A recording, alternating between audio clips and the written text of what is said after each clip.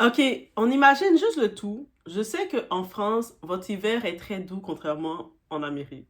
Je le sais. Mais ça reste quand même le froid d'imaginer la dinguerie de ça. Donc, juste d'imaginer d'attendre près de 5 à 6 heures de temps dans le froid à l'extérieur, sans manger, sans boire, sans aller aux toilettes, tu sais, avec l'ambition d'avoir une photo. C'est pas comme si c'était Vous savez, Chris Brown, il est quand même gentil avec ses fans. Il fait des affaires, ses fans payent pour prendre des séances photos avec ses fans et puis il remplit les délires avec ses fans. Mais ça, c'est en tant qu'artiste, dans certains artistes, il se permet de créer des séances dans son planning pour créer des petits moments de photos, des petits délires avec ses fans. Ses fans ils jouent le scénario, ils jouent le jeu, ils payent un certain montant. Là, on parle pas de ça. On parle que tu restes devant un bâtiment parce que tu dis que tel artiste est là et t'attends. Et là, sur le coup, repartir avec la colère, de la frustration et un geste déplacé. Aujourd'hui, on ne parle pas seulement de Chris Brown, on parle de fanatisme, de l'illusion et surtout de ce que ça révèle sur notre rapport aux célébrités et à nous-mêmes.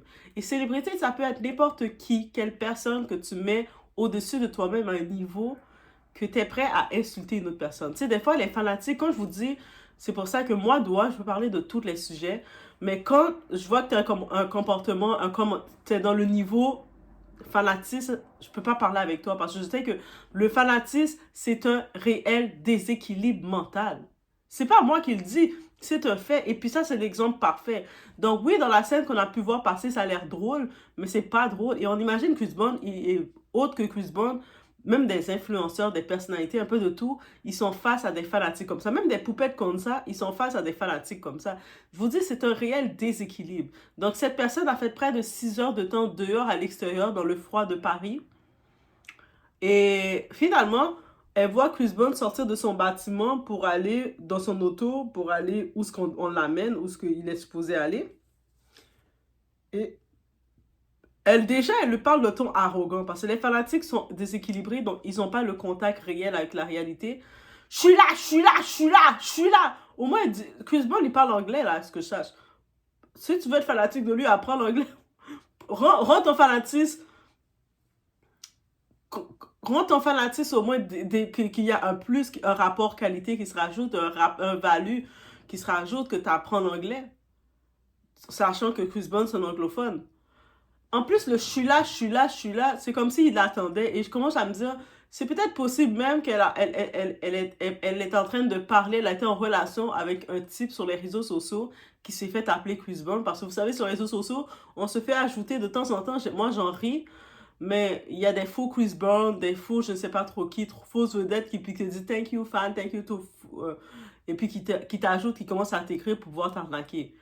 Mais moi, je me dis, c'est tellement fou, mais personne ne peut tomber dans ça, mais je sais qu'il y a des gens qui sont plus vulnérables que oui, ils peuvent tomber dans ça. Et c'est de ça qu'on va parler, guys. On est chez la Doha. It's about everything. On est dans le froid. Tu sais, en Amérique du Nord, là, je sais qu'en France, il fait froid, mais je pense que votre froid et le froid qu'on a actuellement, c'est pas le même. Donc, c'est pas le froid qu'on peut se mettre coquette. On se met pas coquette. Il fait froid. Même quand t'es dans la maison, t'as froid. Juste pour vous dire. Mais ça fait partie des joies de l'Amérique. Et it's about everything. On met des likes, on met du support. Je vais commencer à le redire. On met des cœurs. Et puis, dites-moi en commentaire, c'est quoi ma couleur préférée que j'aime voir. Parce que je pense que vous avez oublié, en 2026, vous pensez que j'ai changé de couleur préférée. J'ai toujours la même couleur, guys. Les mêmes couleurs plutôt. Mauve et jaune. Purple and gold. Mauve et or. Ça, c'est mon thème. C'est mes deux couleurs préférées. Ça a toujours été, ça va toujours l'être. Même si les années changent, ça va toujours rester mes couleurs préférées. Donc, on peut supporter Doha quand on met ces couleurs-là. Ça me fait sourire. Autant que ça me fait sourire quand je bois mon matcha. C'est les deux. Même quand je vois les petits cœurs, je souris autant. Je suis comme... Et quand je bois mon matcha, je fais... Récemment, j'étais dans mon stage vendredi. J'ai une vidéo qui s'en vient sur mon stage un petit peu, à moitié du stage, j'en parlais. Et puis, il y avait une affaire pour faire des bulles. On est à l'intérieur, je sais. Puis moi, j'ai mon petit côté Doha enfant. J'étais en train de faire des bulles. J'étais dans le bureau en train de... et je riais, et puis je riais. Puis autour, des personnes qui sont dans leur propre situation, leurs propres problèmes, ils me voyaient tellement en train de kiffer, en train de faire des bulles avec plein d'enthousiasme. Ils étaient comme, ok, elle s'amuse vraiment. et je m'amusais vraiment. Je pense qu'en effet, je vais m'acheter des paquets de bulles et dès que l'hiver termine, je vais aller au parc. Quand je vais aller au parc, je vais juste aller faire des bulles. Je vais juste aller souffler des bulles, je vais aller dans les lieux m'asseoir et puis souffler des bulles parce que c'est tellement fun. Et puis de voir les petites bulles voler puis ça pète. Bref, it's about everything, guys. On y va. Et mes intros sont tellement longues, j'en reviens pas.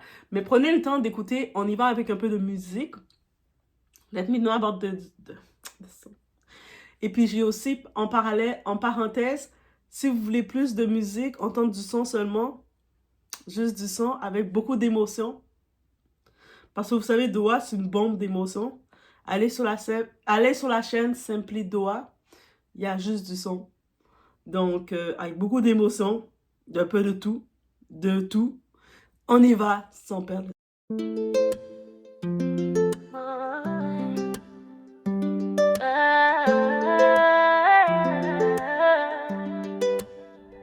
Baby, watch me now.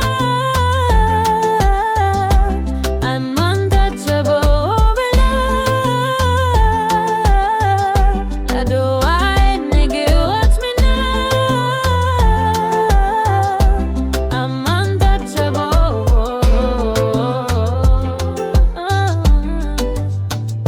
Nazali motema ya pouvoir.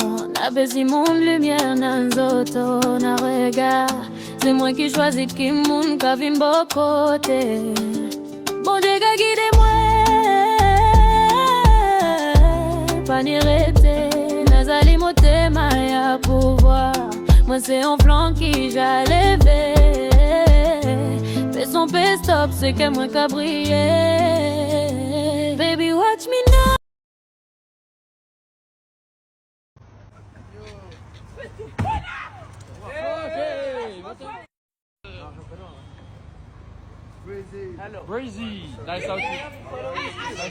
Donc, on y va dans le contexte, les faits. À Paris, une fan attend de longues heures devant un hôtel dans l'espoir d'une interaction avec une star. C'est ça les faits. L'interaction n'a pas lieu, donc la déception se transforme en colère et cette colère s'exprime par un comportement inacceptable. Stop. Avant de juger, il faut comprendre ce qui se joue psychologiquement. Donc oui, dans le comportement, cette fan, cette personne qui était venue avec une attente n'a pas été répondue et elle a décidé de vouloir frapper le SUV, la van où l'artiste était. Ah! Je suis là, tu me vois pas. Donc, pourquoi il devait te voir? Donc, mais là, on va aller dans l'analyse. Le fanatisme, ce n'est pas de l'amour. Quand tu es fanatique de... C'est ça que j'essaie de vous faire comprendre. Quand tu deviens à un niveau que tu es fanatique de quelque chose, que tu sois fanatique de ton pasteur, que tu sois fanatique de ton professeur, de ton patron, que tu sois fanatique de ton chanteur préféré, de ton acteur, de ton influenceur préféré, ce n'est plus de l'amour. Le fanatisme, ce n'est pas aimer un artiste, ce n'est pas admirer un talent, c'est projeter sur quelqu'un un besoin émotionnel non comblé. Ça veut dire que tu as un besoin émotionnel que tu n'as pas comblé sur cette personne-là qui ne te connaît pas et qui te doit rien. Et là, tu t'attends à ce que cette personne-là remplisse ce besoin-là que personne ne peut combler dans ton besoin émotionnel parce que tu ne creuses pas dans ton besoin. Quand une célébrité devient une validation personnelle, une source de reconnaissance et un échappatoire émotionnel, alors le rapport n'est plus sain. Une star ne te doit rien. Elle ne te doit pas une photo, elle ne te doit pas un regard, elle ne te doit pas une interaction. Donc oui, autant que je peux aimer Rihanna, ben je ne m'attends pas que Rihanna me reconnaisse ou quoi que ce soit là. Et c'est correct. Je vais continuer d'aimer cette musique Only Girl. Moi, c'est plus l'album Only Girl que j'aimais vraiment. It's only... Ok, bref. C'est vraiment cet album-là que j'avais vraiment aimé d'elle. Et... Bref. Mais j'ai aucune attente envers elle. Et elle a aucune attente envers moi. Et c'est correct. L'illusion des réseaux sociaux. Les réseaux nous ont menti. Ils nous font croire que la proximité est réelle. Parce qu'on voit les artistes. Chris Brown, il fait partie de ces artistes-là. Avec toutes les polémiques qu'il a eues, c'est cette attitude qui l'a sauvé, qui l'a gardé justement une communauté intacte. Parce qu'il crée une certaine proximité avec ses fans, sa communauté. Mais sa proximité elle est quand même, il va faire des lives, des directs, il va s'adresser à eux, il va suivre avec son équipe parce que penser qu'il va suivre tous les commentaires, tout ce qui se dit sur lui, non, il paye des assistants qui vont regarder tous les points que les gens disent et puis ils vont faire, quand ils font des rencontres avec lui, ils vont dire, oui, ta communauté, les gens quand ils viennent, ils te demandent si ils aimeraient avoir des séances photos avec toi et puis lui va considérer le possible de ça. C'est comme ça il vient proposer des plans selon ce que il a analysé le besoin de son monde. Mais par contre, les réseaux nous font croire que l'accès est normal, le rejet est une injustice. Donc, ça veut dire si quelqu'un te dit non, te rejette, t'es pas intéressé, on va le voir comme une injustice, alors que non, le rejet fait partie de la vie, il faut l'accepter. La réalité, c'est que une célébrité gère des foules, des contraintes, une sécurité, une fatigue humaine réelle. Tu sais, des fois, il y a des célébrités, quand on regarde, j'aime ça regarder les documentaires qui parlent de road trip, quand on voit les artistes dans les tournées, parce qu'on les voit des fois, ils sont dans l'autobus, ils savent même pas dans quelle ville ils sont. Littéralement, ils le savent pas, là. Et puis, des fois, c'est la soirée même, quand ils sont dans le backstage, la personne qui travaille avec eux, c'est pour ça qu'ils ont leur équipe, c'est comme, l'artiste n'est pas tout seul, leur équipe, leur assistant, et moi, je veux toujours être une assistante, parce que j'adore ça, mais leur assistant fait un job extra. Leur assistant va peut-être les dire, « Hey, aujourd'hui, ce soir, t'es dans la ville de Nashville. Nashville. » Et puis, c'est pour ça, des fois, il y a une petite erreur, ils se trompent sur la ville. « Hey, les personnes de Texas. » Non, c'est pas Texas. Mais bref, mais sinon, ces dernières minutes, des fois, ils savent où ce qu'ils sont. Il faut comprendre ça.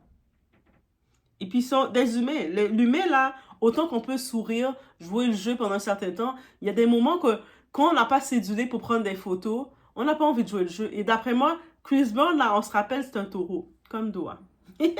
Nous, les taureaux, on est très passionnés, on est très terre à terre à un certain niveau, mais justement, il a compris ses limites, Chris Brown. Il a dit, au-delà d'être taureau, on sait que Chris Brown, il a été diagnostiqué avec... il a été diagnostiqué avec quoi qu'il avait? Bipolarité, oui.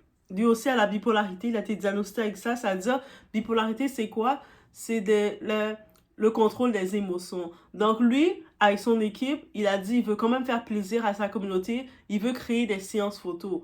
Donc il a prévu des moments précis où il va être en état de recevoir ces gens pour prendre des photos avec eux.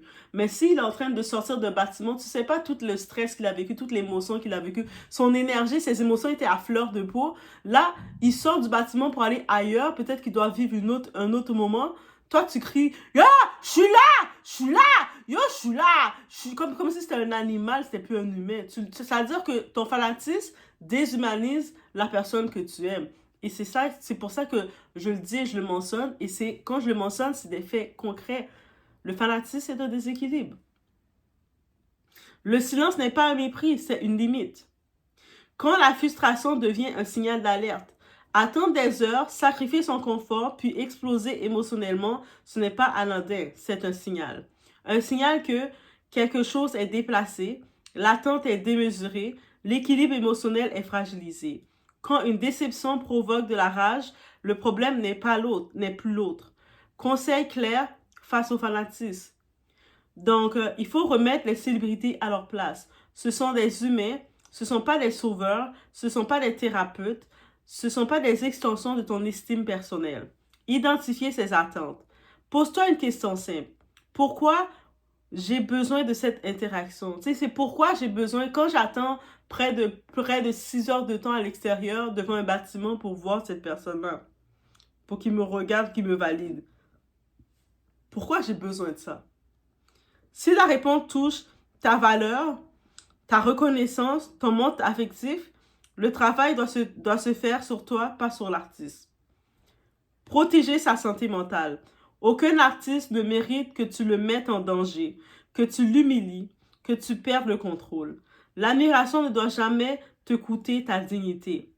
Normaliser le refus. Oui, je sais que ça fait mal le refus. On n'aime pas le refus. OK, guys? Mais un non n'est pas une attaque. Un silence n'est pas un rejet personnel. C'est une limite saine. Et puis, qu'est-ce qu'on peut retenir? On vit dans une époque où l'obsession est normalisée, où l'excès est applaudi, où le fanatisme est confondu avec la passion. Mais la vérité est simple. Quand l'admiration te fait perdre le contrôle, ce n'est plus de l'amour, c'est un déséquilibre. Et ce déséquilibre mérite de l'introspection, de l'aide, de la maturité émotionnelle, pas des moqueries, pas de la glorification. Aimer un artiste, c'est correct. Tu as le droit d'aimer un artiste, tu as le droit d'aimer peut-être une personnalité publique, un influenceur, tu aimes son style, tu aimes son message, tu sens que ça te parle, ça va dans le même sens que toi, c'est correct. Mais se perdre pour un artiste ou pour une personnalité, c'est non. Ta valeur ne dépend pas d'une photo, ta paix mentale vaut plus qu'un moment viral. Respecte tes limites, respecte-toi. Cette vidéo a une visée analytique et éducative. Elle ne vise ni à l'attaque, ni à excuser, mais à encourager une réflexion saine sur le rapport aux célébrités et surtout à la santé mentale. Et si peut-être tu peux te retrouver dans un cas que tu sens que tu es en mode déséquilibre face à une personnalité, à qui que ce soit, et tu sens que ça prend plus de place sur ton état, et peut-être que 2026, tu te dis, je vais changer ça. Mais je sais pas comment, parce que le changement, il va graduellement. Mais pour le faire graduellement, tu sais, des fois, on est habitué à faire quelque chose et le monde autour de nous, on finit par nous normaliser alors que c'est pas nécessairement la solution. Parce que nos proches, ils nous aiment, ils veulent pas nous perdre souvent. Donc, ils vont normaliser nos comportements toxiques. Mais c'est pas la chose à faire. Donc, n'hésitez pas à contacter Doha aussi. Je fais de l'accompagnement aussi. Mais l'accompagnement du point de vue, tu sais, c'est comme éducatrice spécialisée, ne travaille pas qu'avec les enfants, on travaille avec l'humain. Et des fois, des changements que toute ta vie, tu as eu un type d'habitude, c'était complexe, et tu dois passer à un autre type d'habitude, ça peut être intéressant d'y aller étape par étape avec de l'accompagnement. Et regarder, et progressivement, tu fais des changements. Donc, je vous laisse sur ce. Faites attention à vous.